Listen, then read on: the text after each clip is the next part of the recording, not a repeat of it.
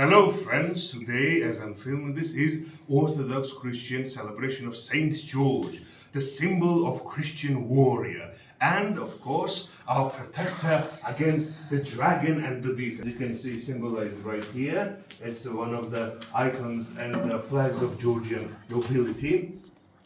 The symbol of a hero slaying a dragon is an archaic symbol, and later, as Christianity came to dominate the world and the European world especially, it merged with the pre-existing symbology and became the icon of Saint George. As you can see in this icon, Saint George is of course associated with slaying the dragon as the archaic symbol of a heavenly warrior slaying the bestial dragon. He continues the ancient tradition that is seen all over the world, from Mesoamerica to Japan to England and of course Georgia. And when Christianity spread, a hero, a ancient Christian martyr, Saint George, who sacrificed his life for his beliefs, became the archetypal symbol of a warrior dedicated to protecting the heavens and protecting Christianity against the oppressors and against the monsters. And you can see in this ancient Georgian symbol the battle between dragon and hero, where he uses his spear to slay the serpent. Before he became the symbol that we see him today, he was of course Roman general. I made this armor based on Georgian St. George icons. Usually in Eastern Orthodox tradition, he is depicted as a Eastern Roman soldier in scale or more commonly lamella armor, close to what a Cappadocian warrior would wear.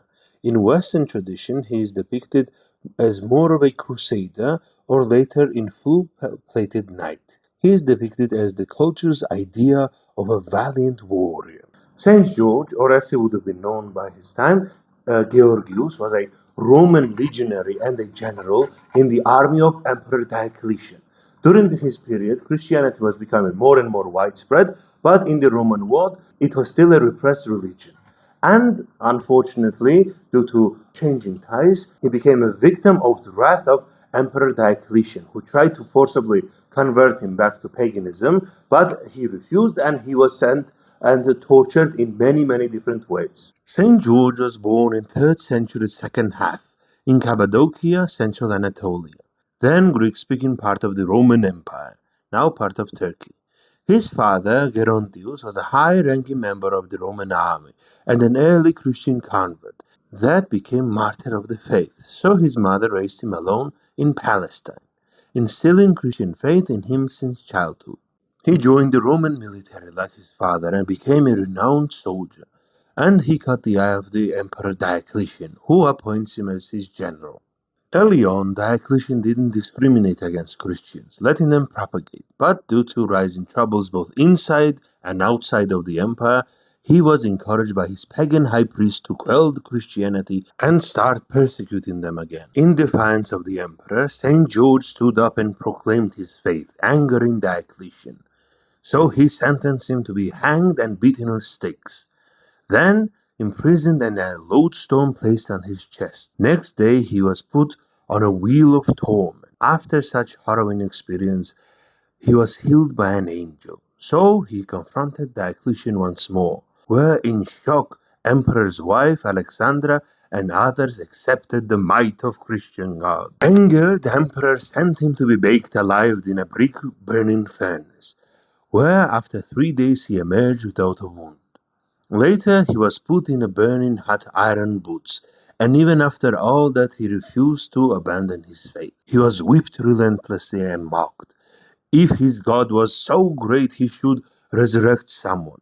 Saint George prayed to the Almighty God for a miracle. Massive earthquake erupted and few centuries old cadaver rose from a nearby tomb, came to the saint kneeling beside him and converted to Christendom. Angered, Diocletian ordered him to be locked up.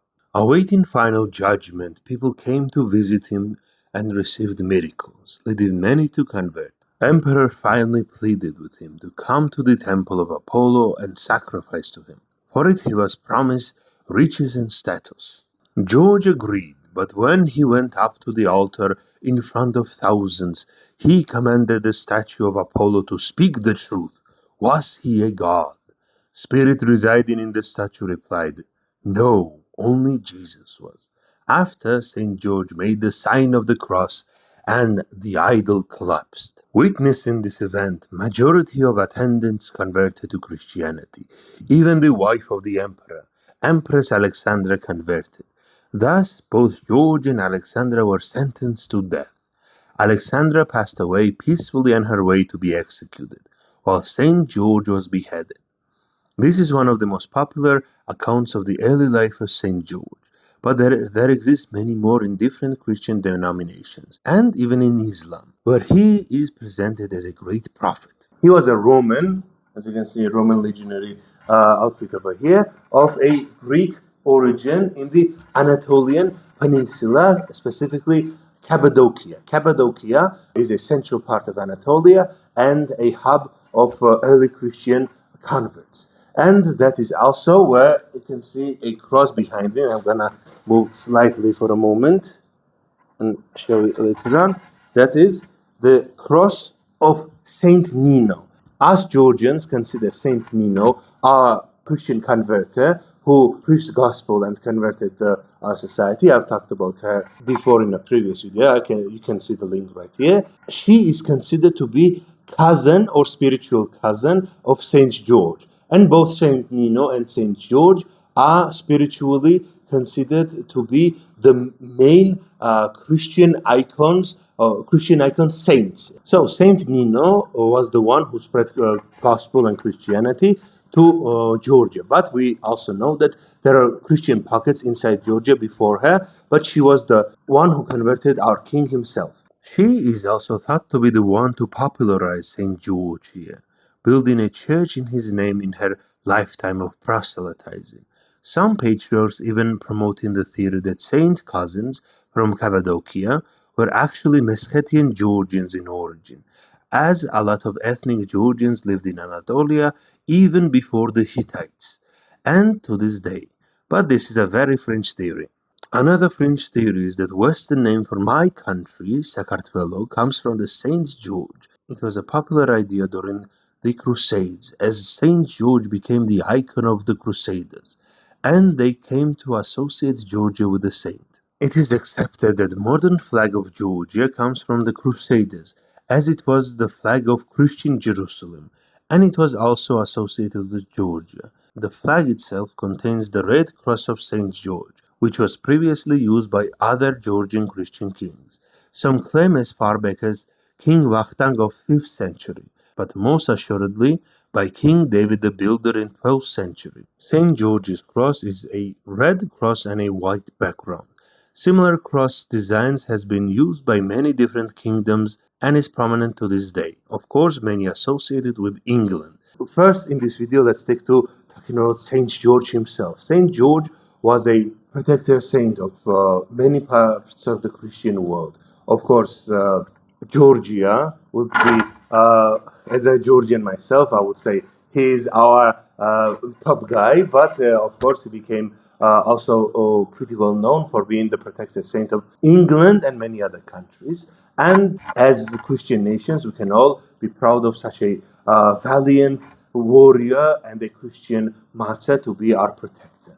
The story that most people know him from is, of course, the tale of Saint George the Dragon Slayer. Before becoming the Dragon Slayer, he was a mega martyr typical of his time. Originally, early Christian converts in the Roman Empire faced a lot of torment and turmoil.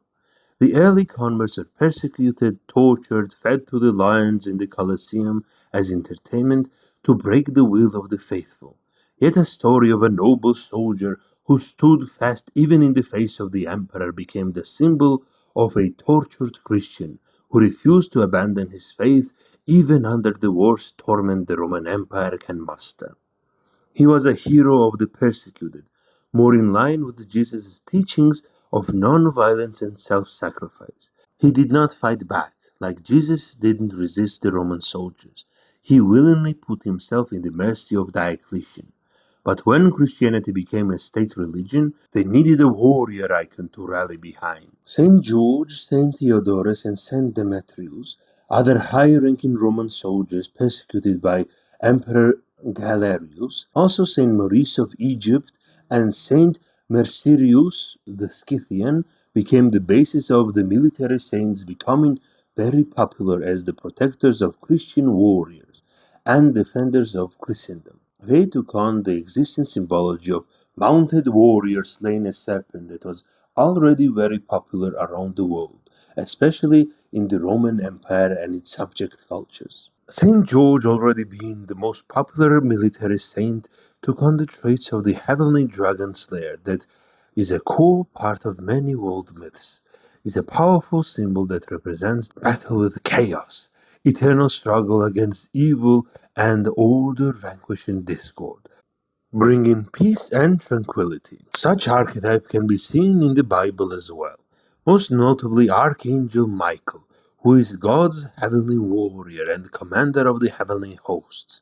He battles Satan in the form of an ancient dragon in his rebellion against heaven, and is said to battle the beast at the end of the world as well. Saint George can be seen as a human version of the Archangel Michael. How he battles the dragon in heaven, George battles one on earth. Another parallel can be seen with God himself battling the primordial sea serpent Leviathan. This is a powerful motif in all world religions. That's why Saint George became so popular. Oldest surviving text we have of the George and the Dragon Slayer legend is from the 11th century Georgian texts. In it, before Saint George was martyred by Diocletian, he came upon city Selene in the modern-day Libya, northern Africa, where a local king Selinos was brutally persecuting Christians. A nearby lake became home of a poison-spitting green dragon that attacked anyone that came. Locals tried to slay him, but no one had the courage, so they started sacrificing sheep to appease the monster. Soon the sheep, cattle, and every other animal ran out, so they started drawing lots and sending their young, until it came upon the daughter of the king. He tried to bribe the people to save his daughter, but the citizens who had to sacrifice their own children didn't accept anything else but the sacrifice of the princess, so she was sent out to await her fate. Luckily, George was passing through the North African kingdom and came upon the maiden strapped to the stone. She tried to warn him and save him from the horrid beast, but the valiant hero chose to face off the beast instead. He held his lance, prayed to God, and made the sign of the cross. That weakened the dragon enough so that his spear managed to wound it. Then George tied the weakened serpent with the maiden's girdle and dragged him into the city on a leash. He demanded the city abandon pagan gods, convert to Christianity, and he would cut down the beast for good. King and all his people of Selene converted then and there. After heroic George finally cut the head of the monster with his sword, ending its terror. Similar stories of a dragon, sacrificed maiden, and a hero sent to slay the beast was widespread all over the world. So when Christianity spread, the story fused with many local variants, giving us many more diverse interpretations of the Saint George's story. He absorbed a lot of previous pre-Christian symbols of dragon-slaying warriors and pagan gods, where he fused with local dragon slayers and icons of heavenly warriors. Such is the reason why Saint George appears in a lot of Georgian mythology. For example, in the legend of Amirani, he appears as the bringer of judgment against Amirani. Amirani himself is another horse-riding dragon-slaying hero. Here we can see a few thousand-year-old pictogram of him and his brothers battling a serpent. In later Christianized tales, Jesus and Saint George become prominent members of the tale. There are many pictograms depicting horse-riding heroes. They represent the godsons, heroes sent by the Creator into our world to watch over and help humanity defend against monsters. Some are heaven-born, some are born as mortals, later ascending after heroic life, similar to how angels and saints work in Christianity. Many compare God's sons or Chtishvilebi to sons of God, so-called watchers in the Bible, angels sent by God to watch over humanity. In some biblical interpretation, they father children with humans and create the race of Nephilim. But in Georgian legends, God's sons battle the race of giants and are sworn enemies. I've been meaning to make a video on this topic for years now.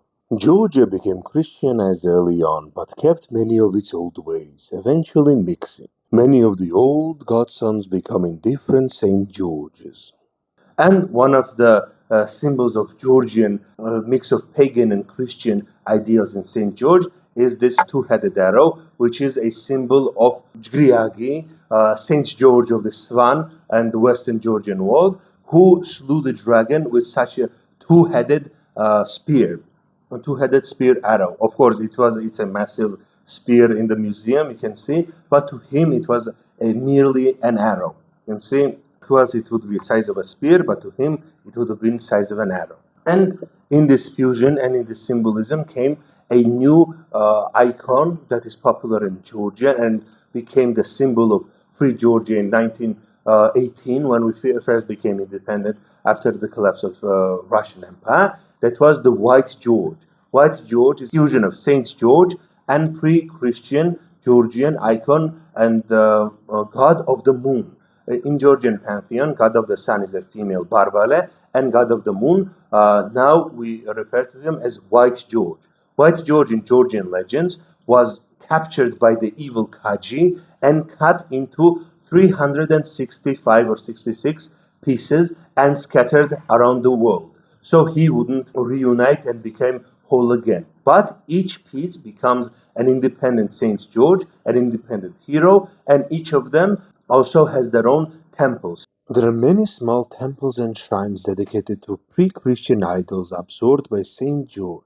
Every village has one or more church or a shrine dedicated to him. Legend states that there are more than 365, one church for each day, but if you actually count them, I'm sure it's much, much more. Here we see a roadside shrine in a small village called Geri's Khadi or Geri George's icon. According to my archaeologist friends, Geri is an old Colchian word for wolf. So the Wolf George's shrine. Wolf is a powerful totem in our culture. Persian name for Georgia, Gurjistan, land of the wolves. It's very interesting fusion. So this is a little bit of a fusion of pre-Christian and post-Christian influence because Saint George himself was a martyr who sacrificed himself for the Christian cause and what he believed in, and later the legend of him slaying a dragon, of a story that was popular before Christianity came to be, a hero, heavenly hero slaying a dragon, was fused into one, and many such heroes existed in Georgian pantheon, and such a weird mix and fusion came to be. When Christianity first spread around the world, especially early on, it fused and merged into local beliefs. So Georgian Orthodox Christianity is unique because it has a lot of pre-Christian elements and traditions and rituals Christianized and fused into modern beliefs. So it's a bit of a controversial topic, but I believe that each regional Christianity is unique because it continues the old traditions that were relevant and important for the people, but gives it a new Christian, new of course it took 2,000 years, but puts it in a new Christian format. And I think it's beautiful because the old tradition still survives and continues to this day. For example, that would be Lomi Soba. Lomi Soba is celebrated every year in the mountains of Georgia on the day of Saint George of Lomisi's temple. Lomisi was a previous icon before Christianity came into the mountains, but it fused with the icon of Saint George and became a new figure, Lomisi Saint George. Every year in the summer in Tiuleti mountain region, we the mountain folk celebrate Lomisoba, celebrated in the Lomisi St. George on the military road, one of the few connecting roads through the Caucasus Mountains. While the lowlands accepted Christianity very quickly, the highlands held on to their pagan practices, slowly adapting and merging with the new faith over centuries, not letting go of the old customs, merely rebranding it. Saying this, Mountain Georgians are one of the most devoted Christians on earth. with unshaken faith even through harsh repressions, but practiced with local flavor that goes back millennia. This is reflected in the story of Lomisi St. George. Story goes that in 3rd century, after the fall of the Golden Age of Georgia, Jalal al-Din, Sultan of the Khwarizm Empire, lost the throne and escaping Mongols came raiding and pillaging into weakened Georgia, taking 700 captives from Aragui River Basin and stealing icon of St. George. The icon said to have cursed the Sultan's land and army. It wouldn't relent until the white bull came and the icon flew down on his horns. It didn't move until all 700 Georgians were freed. The white bull guided the people back to Georgia, where it finally rested, where the Lomisi church was built. This is my little corner where I keep the icon of Lomisi St. George from my grandfather, the bull pendant and the bronze spear connecting it to the ancient past. I think it's important to continue traditions, and it helps us modernize and continue to hold old beliefs with new mentality. But again, I've talked about this topic many times before, and it bears repeating that Russia, as the territory state it is, unfortunately still uses Saint George as a symbol in this war of bloodshed and carnage, where they're going after their own neighbors and people they consider brothers and slaughtering them and attacking the innocent. And the symbol of hatred, the Z, unfortunately, is also tied with the St. George's ribbon, which is really tragic. And I don't believe a martyr who sacrificed himself for the betterment of Christian world and a hero who slays the beast and the dragon and the savage is a protector of people and the nation that is waging a monstrous and bestial war against others.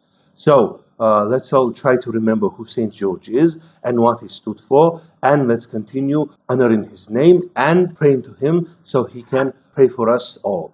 And hopefully, how St. George once came down from heaven and slew the dragon, he or his followers can finally manage to slay the beast within ourselves and in our societies and free ourselves of monstrous influences. This is why I go out to the protest dressed in armor, face poison spray and water cannons. Each time beaten, hurt, or humiliated, I returned and stood for what's right, like how St. George stood up to Diocletian's tyranny, and how he stood up to the poison-spitting dragon. I feel responsibility to stand up to the tyrannical government and withstand the barrage that comes my way. Alright, friends, it was a hard video to make. Took me a lot of time, more than I thought. I want to thank all of you for sticking until this long, and of course, a great thanks to my valiant and heroic Patreon supporters. You are the glue that keeps the channel together and what helps me go through these troubling times. So, thank you all from the bottom of my heart.